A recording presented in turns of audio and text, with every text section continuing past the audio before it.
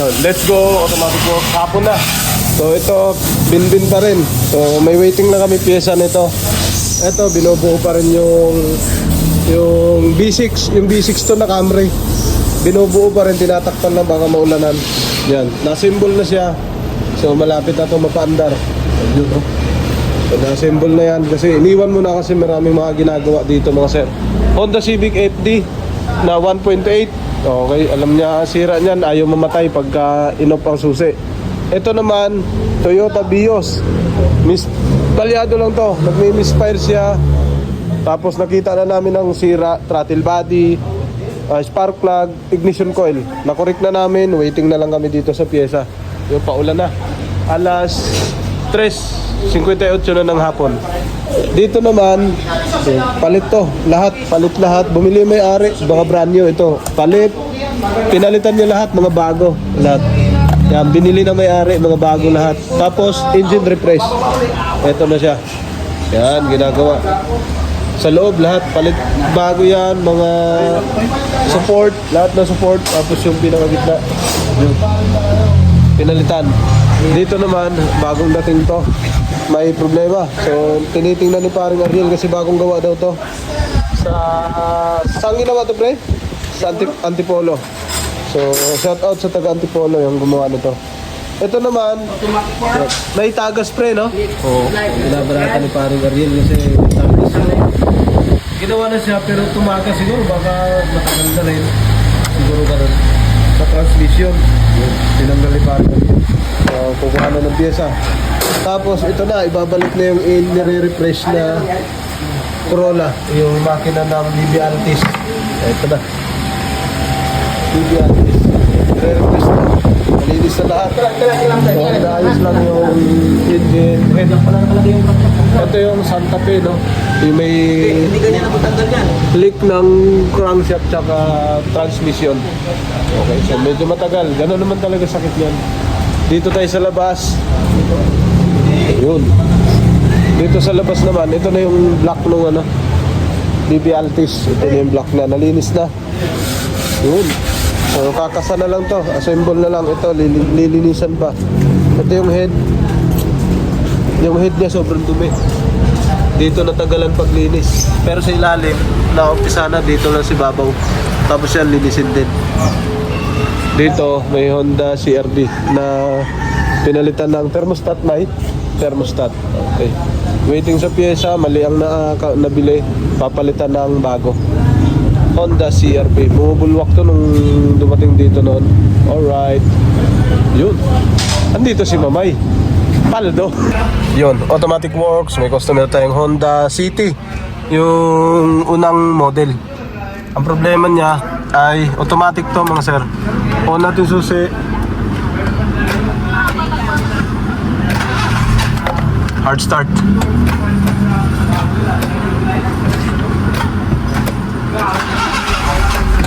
Matagal kumagat yung ano.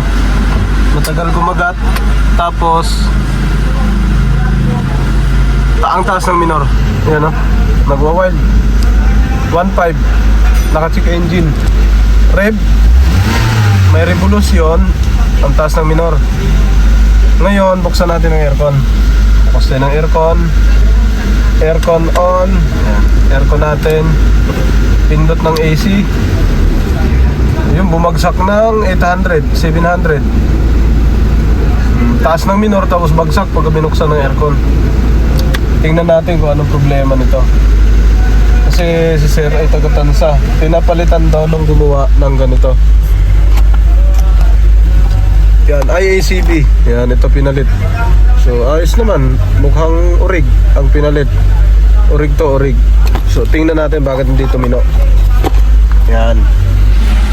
Pop natin to. Bakit hindi tumino? Bukas tayo ng hood.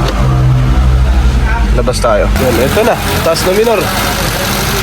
Tapos, ang kinabit, ayun o, sa pilit. Ang kinabit, peke. Ayun, sinalim. Halatang peke. So, troubleshoot muna natin. Tingnan natin yung sensor niya. Balik natin yung stock niya. Kasi yun ang orig. Linisin lang natin. Ayun. Pag bukas ng aircon, bagsak. Off natin to. Matitingnan nito, throttle body, IACB, TPS, tapos map sensor. Manifold, yun nga, titingnan natin lahat yun. Tapos distributor. Pero ang taas ng minor, nagwa-wild na. Yun, ito, ikakabit natin ito, ibabalik natin. Ito ang orig. Yung mga nakakabit kasi na ganyan, yung mga aftermarket, hindi ako nagkakabit niyan. Yan, ito, original talaga to, stock. Balik natin yan, linisin lang natin. Makakagaya lang yan ito. Ito. Yeah, kaya hindi ko kinakabit to. Tinatanggal ko kasi naikot lang siya, dire-diretso. Yun, ito, sa Honda City. Balik tayo. Ito na siya. Malinis ang throttle body. Ha? Wala pa rin? Talagang nilinis to. Pero ang taas pa rin ng minor. Tapos sagad na to. Sagad. Ang taas pa rin ng minor. Ito yung sinasabi ko na hindi pwede ikabit. Kasi ito nalalaglag to kusa. Yan. Naiikot yan ng sobra. Naiikot yan sa likod. Kaya ang gusto ko sa akin, stock lang. Okay. Ito yung computer box. Ayan. Ando na. Ayan o. Natin natin sa likod. Okay. Yun. Last customer. Kinabit na ni Patrick ang ECU. Pinalitan na rin ni Patrick ng IECB. Ayan o. Kinabit na niya yung ECU. Yung stock na, yung bagong biniling IECB, hindi ko na pinakabit. Dito na si Patrick. Ay kabit na. Sa gitna yan, Drake. Gitna yan dumaan. Ito na ilak. Basta isalpak mo lang muna. Salpak na. On natin susi On natin. Kasi yun.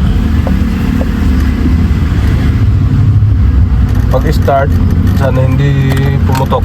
Start ko may bunot doon Tingnan natin kung tataas pa rin ang minor.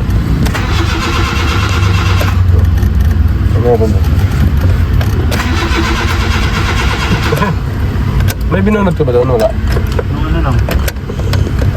Temperature. Hard start to kanina na. Taas pa rin. Taas pa rin. Teka, huwag mo na ano lahat dyan lagay.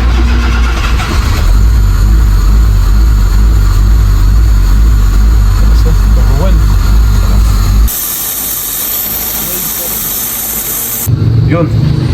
Testing natin. Lahat nakasaksak. Hindi pa naka-final. Sige.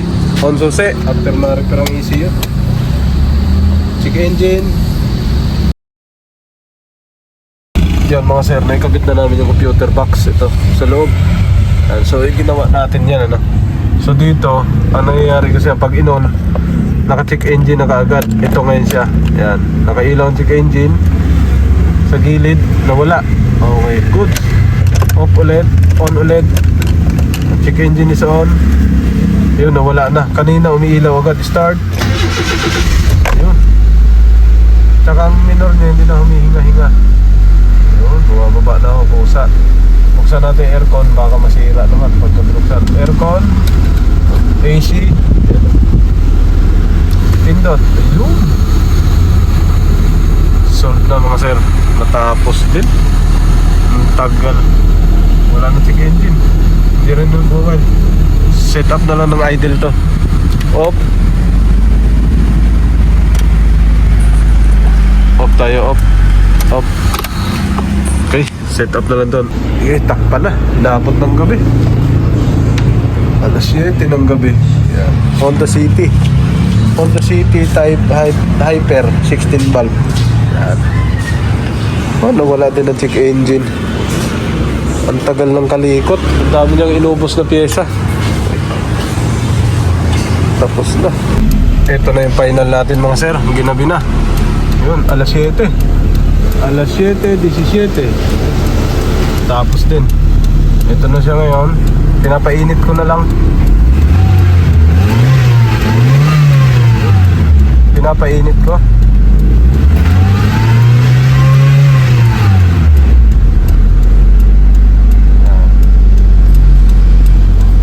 Pinapainit ko siya. Pagka ito tumaas yung temperature, bababa naman yan, yung idle. Ayun na idle nyo. 1-1 na lang. So hintayin lang natin umi.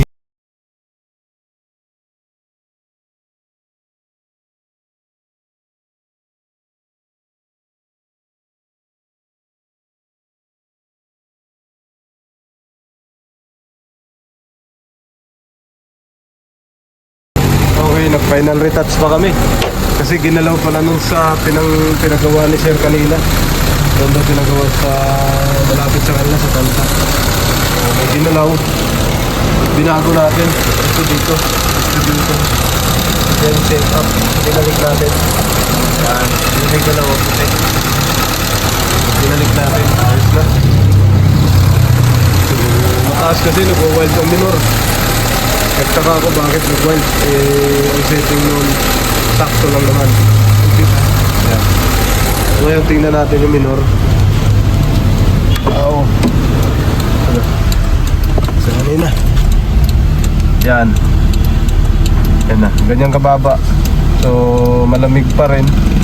Yan, ganyan kababa yung setup niya. Yan yung setup niya nung una. Ngayon buksan natin aircon. So wala nang check engine, no? Kanina 1.5 to permis. Nagwa 1.5. Bukas aircon.